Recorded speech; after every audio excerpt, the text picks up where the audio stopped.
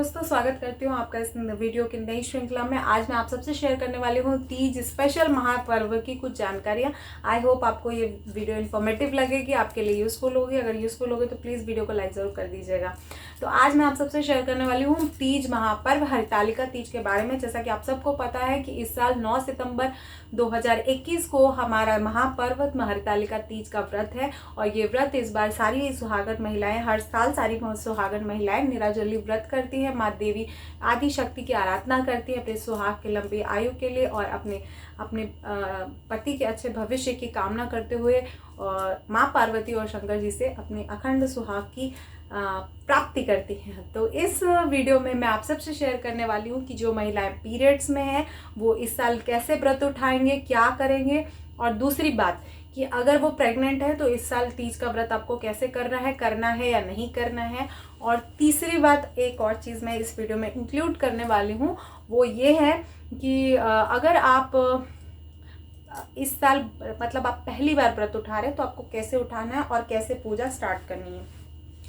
तो सबसे पहले अगर आप तीज का व्रत फलाहार करके करना चाहते हैं और अभी तक आपने व्रत उठाया नहीं और आप पहली बार व्रत उठाना चाह रहे हैं तो आप बिल्कुल संकल्प वैसे करें कि हम फल खा के, हम जल पी के, हम आलू खा के हम कैसे व्रत करेंगे। तो वो जब आप संकल्प करेंगे, क्योंकि इस साल जो भी लड़कियों की शादी 2020 में हुई थी, पिछले साल मलमास लगा था, तो कोई भी व्रत पिछले साल उठाने में वर्जित था। पिछले साल कोई भी व्रत नहीं उठा सकती थी सुहागन महिलाएं जिनकी पिछले साल शादी हुई थी।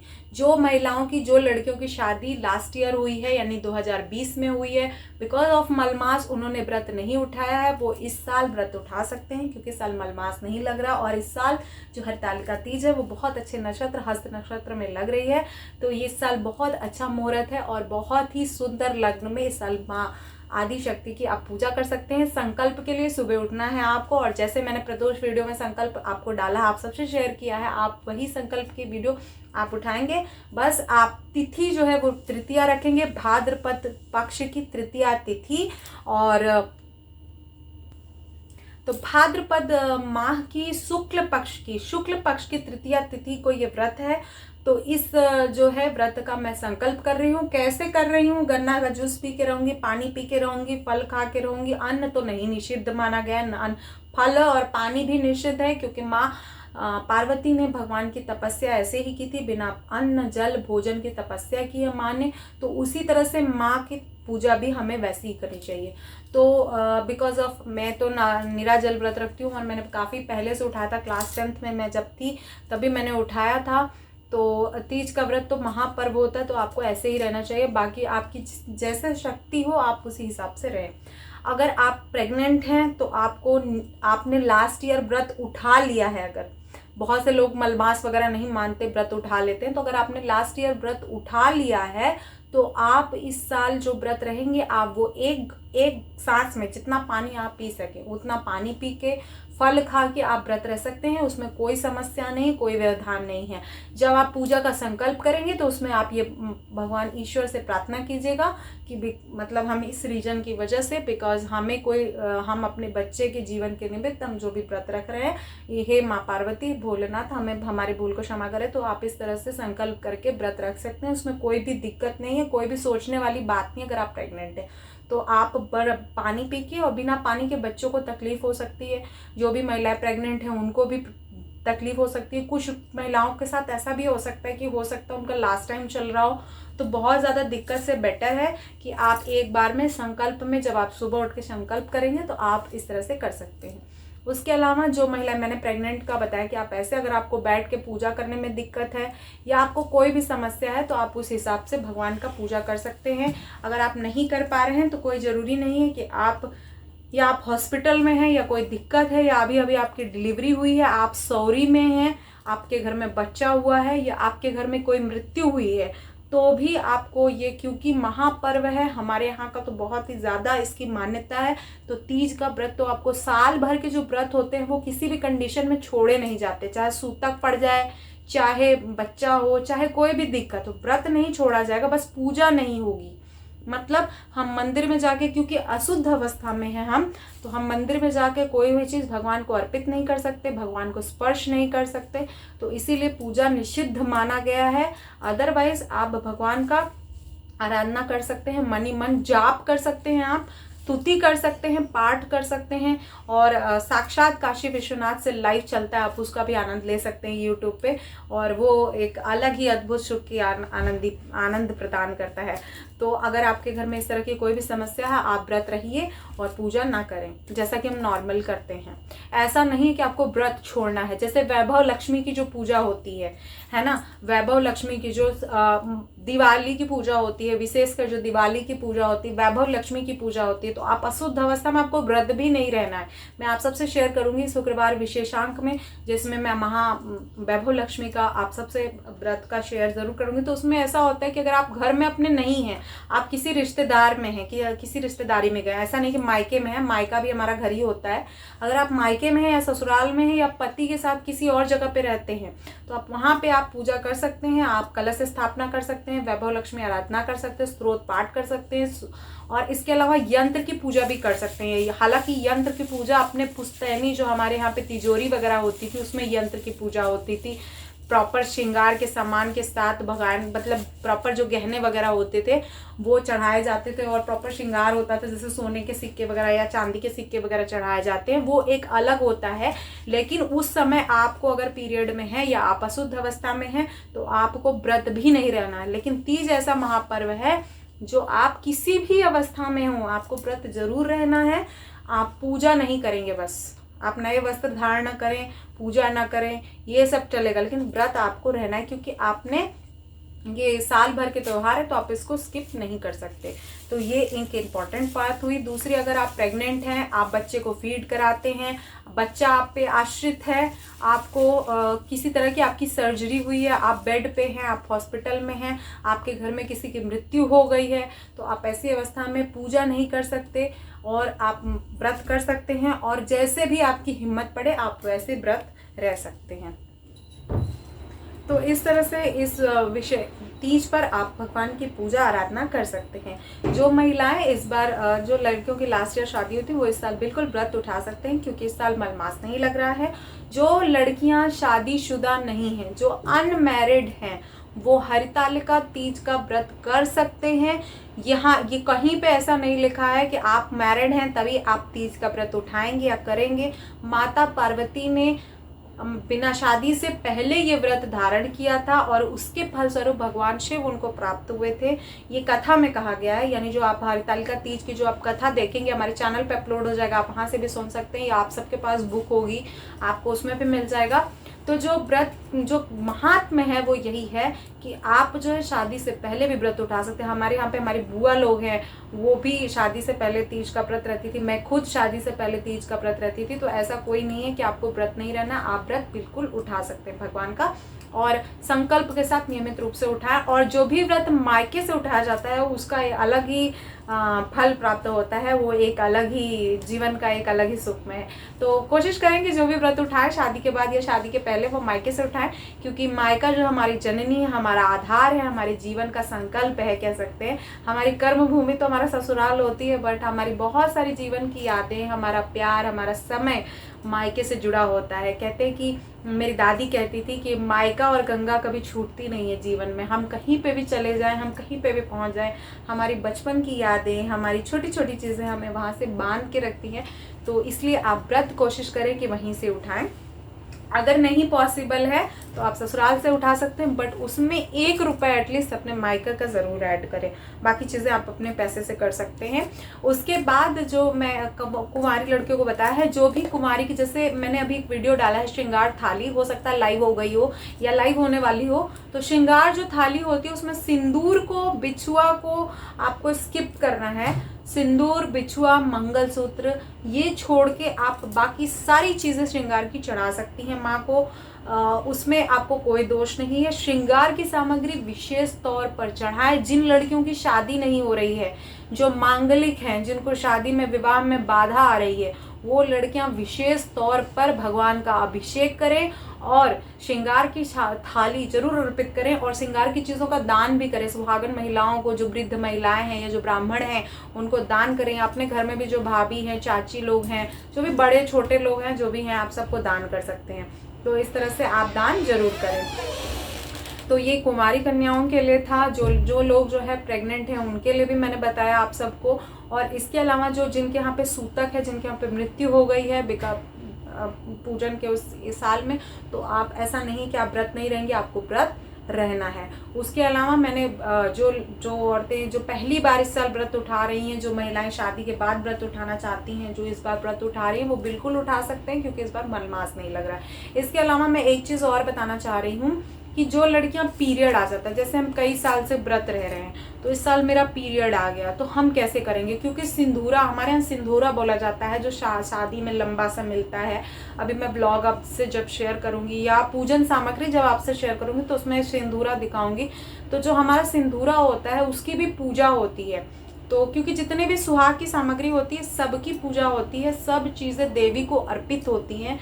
तो पीरियड जब आ जाता है तो हम तो ऐसा कुछ भी कर नहीं पाते, है ना। तो मैंने आपको पहले ही बताया कि आपके घर में सूतक पड़ा हो, आपके घर में सॉरी इज अ पीरियड, मतलब एक टाइम होता है जब बच्चा होता है उसके 1.25 महीने तक, यानी 12 दिन पे तो शुद्धि हो जाती है, बरवी मनाया जाता है, शुद्धि हो जाती है, लेकिन एक्चुअल जो शुद्धि घर की मानी जाती है वो 1.25 महीने बाद मानी जाती है। तो अगर 1.25 महीने के पहले अगर आपके घर में तीज पड़ गया है तो आपको पूजा नहीं करनी है।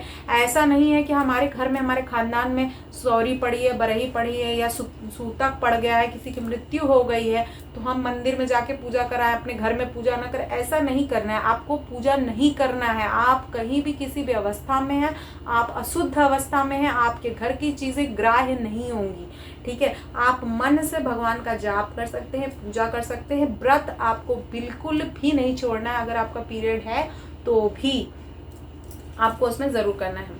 उसके बाद जैसे बहुत सारी लड़कियों के मन में ये भी होता है कि शादी के बाद पहली बार गए ससुराल में, तो क्योंकि जैसे हमारे यहाँ गांव में होता है कि एक शिव मंदिर है, तो शिव मंदिर में बीच में जो पंडित जी होते हैं वो बैठ के, या पंडिताइन, यहाँ नोएडा वगैरह में तो पंडिताइन आती हैं वो, क्योंकि यहाँ पे जेंट्स का कल्चर कम है तो पंडिताइन आती हैं, वो उस तरह से पूजा करती हैं। हमारे यहाँ दिल्ली में तो उस तरह से पूजा करती हैं, आवाहन करती हैं, सब कुछ करती हैं। तो बाकी औरतें जो होती हैं, चाहे करवा चौथ का होता है, तो करवा चौथ में भी तो यहाँ पे एक प्रॉपर, मतलब जैसे हमारे यहाँ पंजाबी हैं, कुछ भाभी लोग हैं, तो एक प्रॉपर एक पूरा एक ग्रुप बनता है, वहाँ पे ही हम जाके पूजा करते हैं।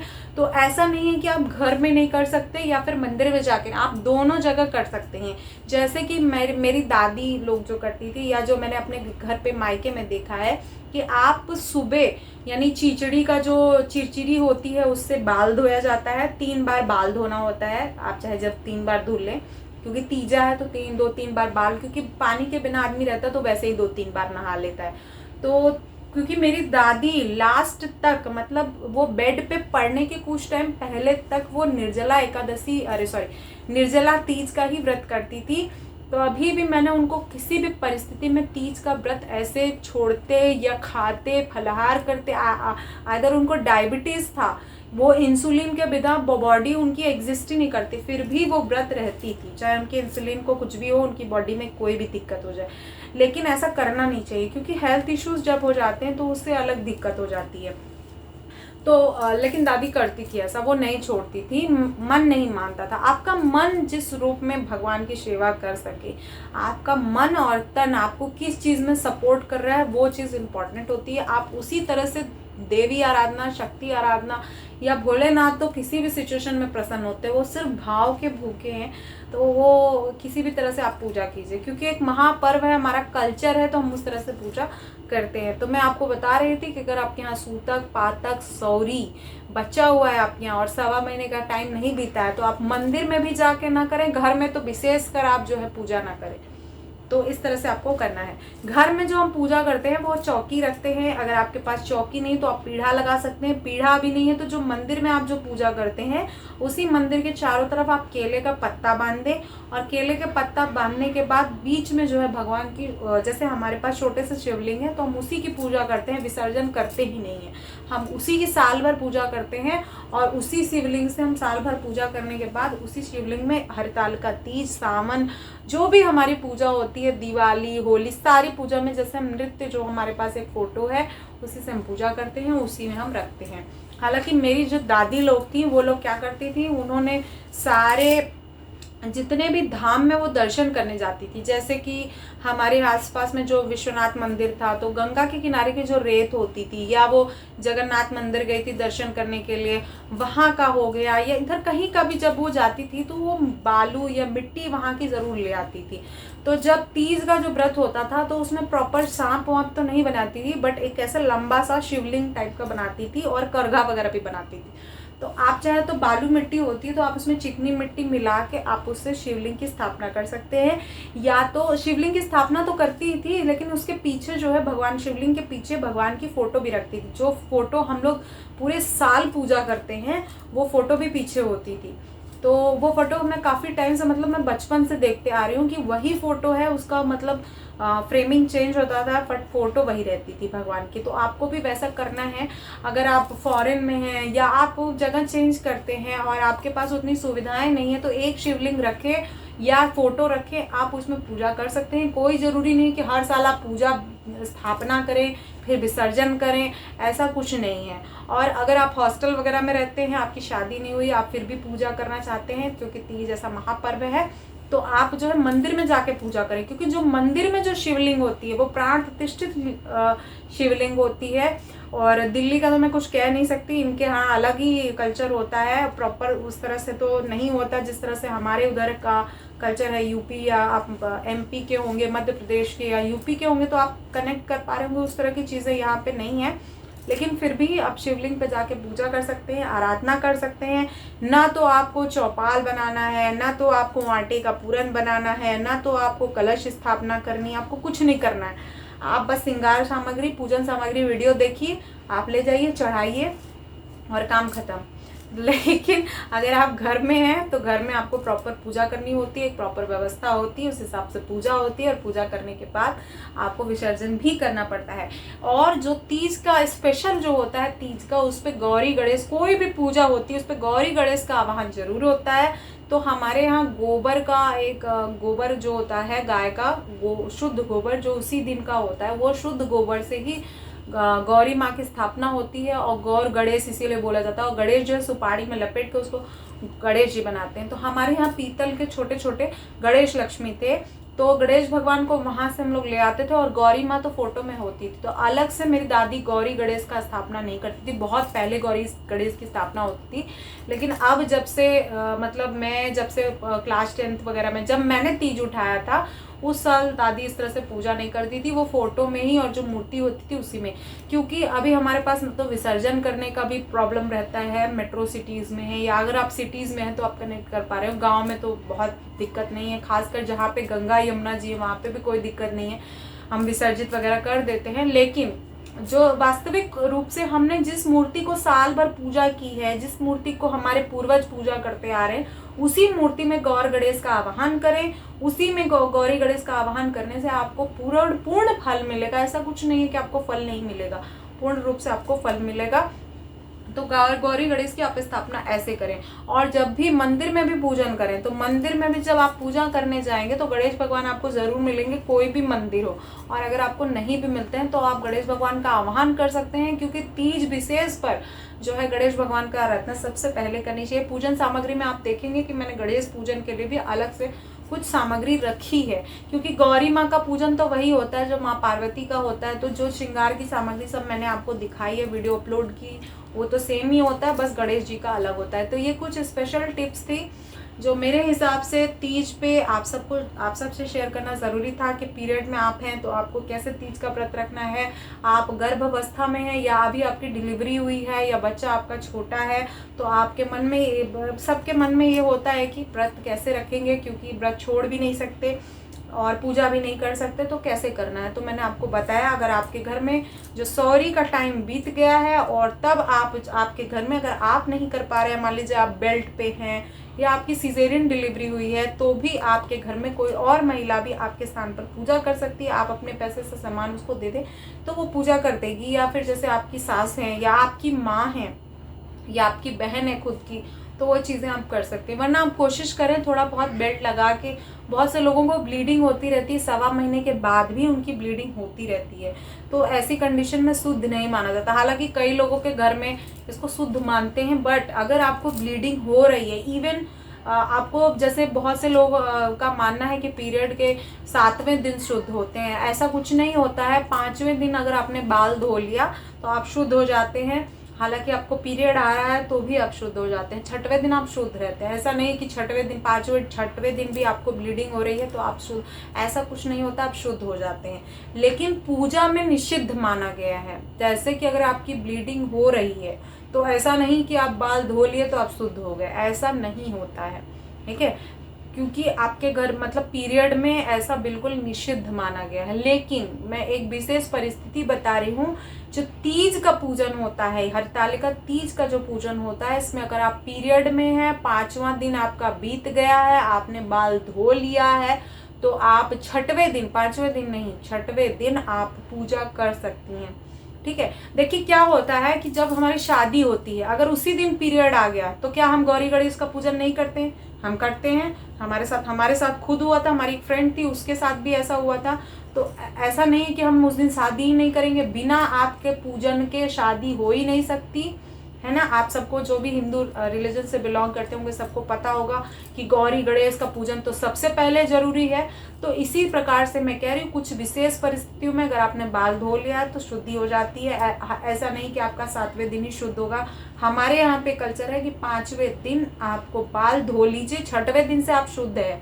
आपको पीरियड आ रहा है तो वो आपकी इरेगुलर पीरियड की प्रॉब्लम है, उसमें कोई भी वो ऐसा कुछ प्रॉब्लम। अगर आपका हाथ कट जाए, आपको ब्लीडिंग हो रहा है तो आप अशुद्ध हो गए, ये चीज़ नहीं है। और ये चीज़ जो है मानना भी चाहिए, क्योंकि 5वें दिन तक, हालांकि शुद्ध जो है आप तीसरे दिन ही हो जाते हैं। हमारे यहाँ पे जैसे दादी लोग थी तो तीसरे दिन जो होता था, तीसरे दिन अगर आप पीरियड में अगर आपने बाल धो लिया तो आप शुद्ध हो गए। आप अचार छू सकते हैं, मलाई छू सकते हैं, घी छू सकते हैं, तेल छू सकते हैं, जो भी ऐसी चीज़ें जो पीरियड्स में नहीं छूनी चाहिए। हालांकि अब हम लोग न्यूक्लियर फैमिली में रहते हैं, उतनी चीज़ें नहीं हो पाती, लेकिन ये जो हमारे यहाँ का कल्चर था, जैसे पीरियड्स में आपको अचार नहीं छूना है, तेल नहीं छूना है, जो साल भर की स्टोरेज चीज़ें होती थी। अब तो हम लोग उतना खरीदते ही नहीं, 1 लीटर तेल ही आता है।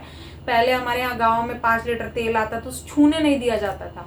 तो वो रीज़न यही था कि अशुद्ध अवस्था में। तो तीसरे दिन जब हम बाल धो लेते थे तो आप मलाई छू सकते हैं, घी छू सकते हैं, तेल, सारी चीज़ें हम छू सकते हैं। आप खाना बना सकते हैं, आपके हाथ का बनाया खाना भगवान को भोग भी लग सकता है, लेकिन आप भगवान को डायरेक्ट टच नहीं कर सकते। तीसरे दिन से आप जो भी खाना भगवान को चढ़ाएंगे, बनाएंगे, वो आप भोग लगा सकते हैं। और 5वें दिन तो आप एकदम बाल धो के शुद्ध हो जाते हैं। तो 6वें दिन से आप, 5वें दिन नहीं, 6वें दिन आप कर सकते हैं। उसी प्रकार से कुछ लोगों के मन में ये भी होता है कि गुरुवार है तो हम बाल कैसे धोएंगे इस बार भी, क्योंकि सुहागन महिलाओं के लिए विशेष रूप से गुरुवार को निषिद्ध होता है। तो इस बार जो तीज का जो है वो दिन ही गुरुवार को पड़ रहा है, तो उस दिन हम बाल कैसे धोएंगे, वो भी 3-3, 4-4 बार। तो देखिए, वार के ऊपर त्योहार बड़ा होता है। हमारी दीदी लोग और हमारे घर पे और लोग जो है बड़े लोग वो बोलते थे कि वार के ऊपर त्योहार बड़ा। दिवाली अगर गुरुवार को पड़ गई तो हम बाल धो के ही लक्ष्मी पूजन करेंगे, और भले ही उसमें कुछ भी हो फिर। तो इस तरह से कुछ हमारे यहाँ पे कल्चर इसी टाइप का है, क्योंकि वार जो होता है वो अलग बात है, लेकिन तीज, करवा चौथ और दिवाली कुछ विशेष पूजाएं हैं। सप्तमी की पूजन है, अष्टमी की पूजन है, ललई छठ है, ये सब ऐसे पर्व हैं जिन पर वार जो है वो बाद में आता है, पहले त्योहार आता है। तो इसीलिए जो उस दिन बाल जो हम धुलते हैं या जो भी चीज़ें होती हैं उस पर कोई दोष नहीं है, आप बाल अच्छे से धुल सकते हैं। और पूजा के लिए जो भी, आराधना के लिए जो भी हम शुद्धि करते हैं अपनी, वो विशेषकर प्रभु को समर्पित होता है। बहुत से लोगों का ये मानना है कि मतलब अगर आप पीरियड में हैं और आप इस तरह से बाल धो लेते हैं तो वो जो है भगवान के मुंह में पानी जाता है। ऐसा कुछ भी नहीं होता। मतलब मुझे सरप्राइजिंग लगता है, कुछ लोग इस तरह की तो बातें रखते हैं, ऐसा कुछ भी नहीं होता। तीज के दिन आपका पहला दिन है तो भी आप बाल धो सकते हैं। शुद्धि के लिए आप पूजा नहीं कर सकते, लेकिन अगर आप बाल धोना चाहें तो आप धो सकते हैं।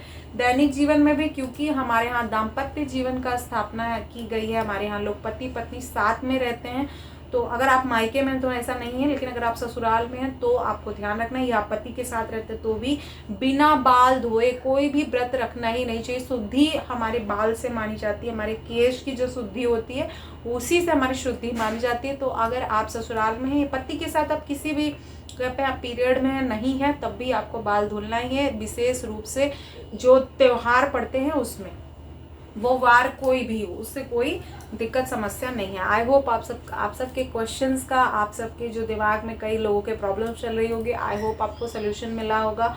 और इन चीज़ों पर आप बिल्कुल ट्रस्ट कर सकते हैं, क्योंकि मेरे साथ बीती हुई है और मैं आज से नहीं, लगभग 2005 से ये व्रत मैं कर रही हूँ। तो बहुत सारे चैलेंजेस मैंने भी फेस किए हैं और लगातार कंटिन्यू मैं पूजा करते आ रही हूँ, ईश्वर की आराधना करते आ रही हूँ। तो आई होप आपको ये वीडियो इन्फॉर्मेटिव लगी होगी, अच्छी लगी होगी, वीडियो आपके लिए हेल्पफुल रही होगी। अगर वीडियो हेल्पफुल रही है तो प्लीज़ वीडियो को लाइक शेयर ज़रूर कर दीजिएगा।